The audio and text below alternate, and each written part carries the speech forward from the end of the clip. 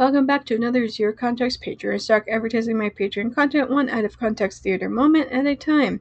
I finished up How to Marry a Lynch and spent most of the month on Coral by Sarah Ella. Then on the last day of the month, I jumped into How to Seduce a Slender. Broke Girl Life #struggle bus. This isn't a monster fucker story. This is a contemporary romance that she couldn't sell, so she badly peppered in some magic to repackage it as a monster fucker. This story started off with so much promise. I was genuinely laughing multiple times in a chapter, and now I'm staring at it with a stank face. Probably the same face you made when you read this. Give it back! Their thunderous roar was not coming from their mouth, but from something in the trees. What have they done? You know, I'd be on board with the idea of Beatrice and Jackson being unwillingly controlled by the Eldritch God if we had anything from their point of view, or literally anything that so much as hinted that they weren't doing this of their own free will. Instead, they're simply mustache-twirling evil for the sake of it. There's no motivation behind why they're doing this and how and why they made a pact with this entity. So yeah, excuse me if I say that I don't give a hoot.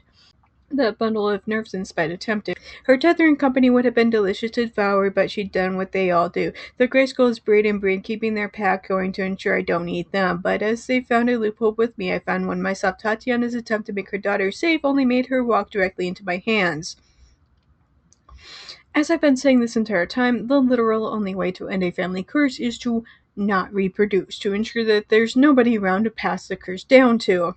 Smith couldn't come, he wasn't around. As she climbed to sit up on the moss, she found his body as tall as a light post, stretched thin as paper and glowing a bright white. Then he was ripped from the world around her by his shadowy hands in the air. Smith is gone, banished, exiled from the realm and sent somewhere. Oh, Smith, no, fuck! This would probably be more upsetting if Book 2 wasn't How to Seduce a Slender Man. I refuse to believe that the author is going to introduce another Slender Man in this series. Persephone, I am the Witch of the Woods. There are other fucking gods out there, can we not? Stop this. You are being dramatic, she moaned all the more. This isn't helping me, Father. What would help then? The truth? Silence, then sobs. Your truth and my truth are very different things. There you go again with your nonsense. There is only black or white, except for when there is gray, the Crown Princess said. You are fine, Father's resignation was an iron anger. You'll be fine if you choose to be. Choose? Does he believe the disease is a choice? I told you he'd calm her. Ah, yes. That totally helped. Said literally nobody in the history of ever. You boys getting along, Hiro? She called his father by the shortened version of his first name, Hiroshi, taking her place beside him. She rubbed his shoulders. The sight made Merrick physically ill. His father was a villain. To call him Hiro sounded wrong. Oh no, Daddy's making me work. Like, not even work. His dad is asking for Merrick to take a pretty girl out on a date. Oh no, how horrible. Her middle sister was none the wiser to the Little Mermaid's moral dilemma. The narration keeps referring to Coral as the Little Mermaid, which is the equivalent of the author whacking us upside the head with a chair. She's the Little Mermaid! Do you get it? Do you understand this literary reference? Do you get it? It's because this is ripping off from the Little Mermaid! Then humor your brother and grace me with a dance. Ahem. You're not my brother yet. Daddy loves his parties, doesn't he? Cringe. She'd almost forgotten he referred to their father as Daddy when he wasn't around. There's not enough hell no in the world right now to properly describe how I'm feeling about this. You can open your eyes, she says, placing a long, carefully chosen pause before continuing. Now I want you to take your pencils and write those words and phrases on your paper. Hers. Take care not to rush. Use flourishes or embellishments. Estes believes into that hurt until there's no denying they're there. I'm almost boiling now. My nerves rattle muscle and bone. What's the point of this? I hiss under my breath. Jake faces me, pouring all her attention and energy into considering stare. Brooke, she leans forward slightly. I was going to save introductions for after our exercise, but maybe you'd prefer to do that now. No, lady, come back here and answer the freaking question. These literal children need genuine help, not self-care and writing pretty words on construction paper hurts.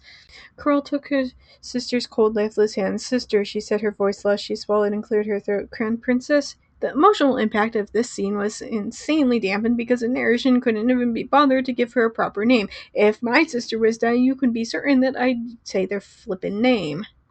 Then there was one of the Crown Princesses, Jordan and Coral. The narration still can't be bothered to give her a flipping name. This isn't clever, as if waiting to drop the name as some sort of secret twist later. This is straight up terrible writing.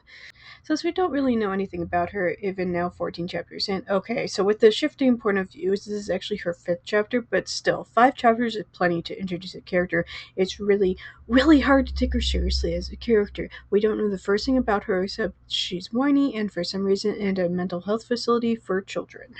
And what would the Crown Princess think of all this? Coral had always gone to her oldest sister for answers, advice, wisdom. Now a hollowness expanded her chest, and it was all she could do to keep swimming before that feeling consumed her. How close could they have possibly been? She can't even be bothered to call her by her name, even in death. The sorceress enjoys deception. She would have naive little mermaids believe she alone holds the power to provide a cure to an end to the curse. Why would her grandmother keep this from her? How could Coral trust a mermaid who willingly saw in darkness? I have chosen to swim through darkness too. Maybe she is more than the stories claim. The colorless nothing around Coral left her mind to water, to fill in the blanks of every conversation she never had, the fight she and her father never shared, all the things Coral was certain he thought but never said. Your course, Coral, like your sister, weak, pathetic, diseased. I never loved her and I never loved you. Then there were the unspoken thoughts of her sister, Jordan. She looks nothing like me, Jordan might say. She can't possibly be my sister. And Duke, he certainly have an opinion if he wouldn't be afraid to share it. She will infect us all, he'd jeer. She deserves to drown in red tide. I don't know. Between the abuse of not only her father but also Jordan and Duke, I'd sort of put my stock into the grandmother and the trust the process hopes. After all, dear Granny was literally the only one on the side of the oldest sister and Coral. A pearl bracelet on her wrist caught his eye. She said that her grandmother made her come to the suicide survivors meeting, is carrying a journal that's the exact same one as Brooke had at the start of the book, and she's wearing a pearl bracelet. Like, come on, Sarah Ella, how stupid do you think your readers are? The car's passenger side window rolled down. Hi, dear, did you have a good time? Coral looked at her grandmother, then back at Merrick. Who is this nice young man? Her grandmother asked. Merrick opened his mouth at the same time Coral said, No one, let's go. She winced at her own harsh words, then winced again for caring. What was wrong with her? She shouldn't care what this human felt. Okay, Merrick opened the door for her. I'll see you next week then. She'll be back, son. Don't you worry. Her grandmother winked at him, and heat rose to Coral's cheeks as she climbed inside the car. I get that there are more people and have different standards than humans would, but at the same time, Granny doesn't have to act like going to group grief therapy is somehow the same as sending Coral off to go pick up a guy at a bar. But it was May now, and she was no closer to finding her sister's prince than when she started. Again, I don't think that Coral realizes how many billions of humans that there are on Earth. Furthermore, I'm not sure that she's even really looking all that hard. For sure, I'm certain that Granny is kind of discouraging it and forcing Coral's attention elsewhere. Are you sure this is a good idea? If I had to pick one sentence to sum up Mary's subplot, it would be this. I'm waiting for actual consequences to happen to him, mainly because he's been so terrible. And for what? His dad is maybe kind of mean to him and his mother and sister? Oh, the readers haven't actually seen Hero being nasty, but trust me, he's being mean. She would not speak to Miss Brandy's therapist. Coral's grandmother had forced her to see a doctor. He'd prescribed the bottle of pills after asking a handful of questions and not once looking her in the eye. Yeah, because that's not fucking normal at all. She needs intensive help after witnessing her sister kill herself. I'm still confused about that, by the way. Not having her granny rip her from the only home and family she's ever known and for her to force Coral into a literal different world, the ocean versus the human world, and then having absolute strangers reject her over and over and tell her that she needs pills rather than actual therapy.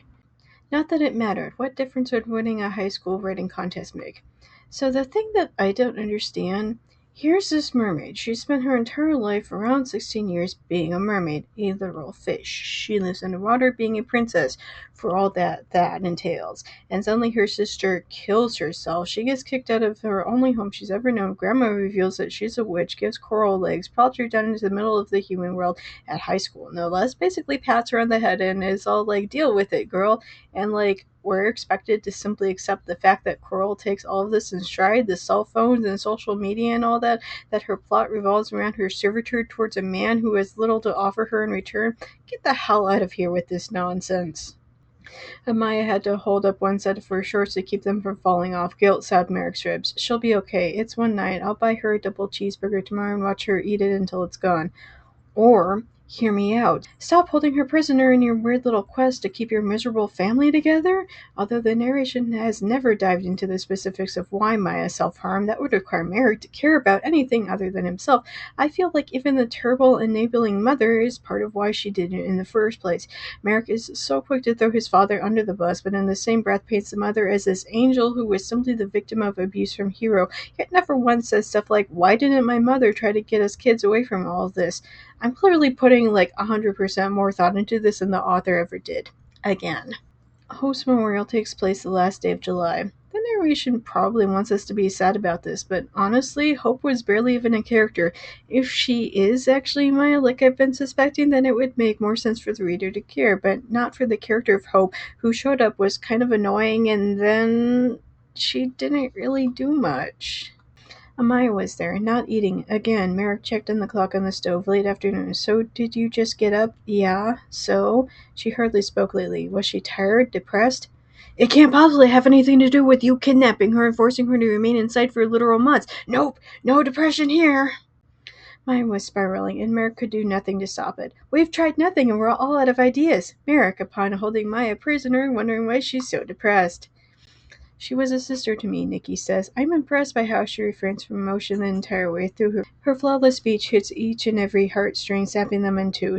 Yes, she was my sister. Yes, she was wise beyond her years. Yes, we lost her too soon. You notice that even during Hope's funeral, even though the narration highlights people setting up to give eulogies, nobody says her actual freaking name. When he reached Grimm's car, Merrick sat with his hands and forehead resting on the wheel. How could he tell Maya their mother didn't want them? Trust me when I say that she fucking knows, because to use the book's own words against it, Coral's warning rolled through him, thunderous as it was true. If your mom wanted you, she'd search land and sea until she found you. Hope was a Maya all along. No fucking shit, said anybody with half a brain. Again, the author clearly thinks so fucking little of her own readers that we'd somehow be too stupid to have figured it out. Merrick held fast to the pearl bracelet, the last piece of the puzzle. All he had to do was take it to the jeweler his dad had contacted. If the guy could trace the original maker, Merrick could find the man who had broken River's heart. Right, because it's not like pearls are a little dime a dozen, and it's also not like it's difficult to string them or anything. This is literally insane and out of touch. I'm going to scream if he takes the bracelet to the jeweler and the man takes one look at it and is like, obviously, it was made by XYZ. When he gets to Drew's apartment, the man is a deadbeat loser. He busts on street corners playing harmonica. He insists that although he did have a fling with River, he was certain that it was nothing other than that, a summer thing, and that River would go home, and that would be that. But then River showed up on his doorstep one night with her bags, and he was like, whoa there, we aren't like that, which... I don't know, man. It's giving she was pregnant vibes. However, since this was about two self-absorbed assholes, we'll never actually find out what was going through River's head that led her to actually kill herself. Probably. I'm not going to hold my breath, let's simply say. All their little feet glowing like semen under a black light. Why? Why? Why the fudge would you write this? Stay connected by joining Patreon as a free member, which gives you access to the same content you've been enjoying on Tumblr. However, for just $1 a month, you can join my Patreon and gain access to this month's Book Snark, plus enjoy early access to my free daily Snark. Thanks for watching. See you next month.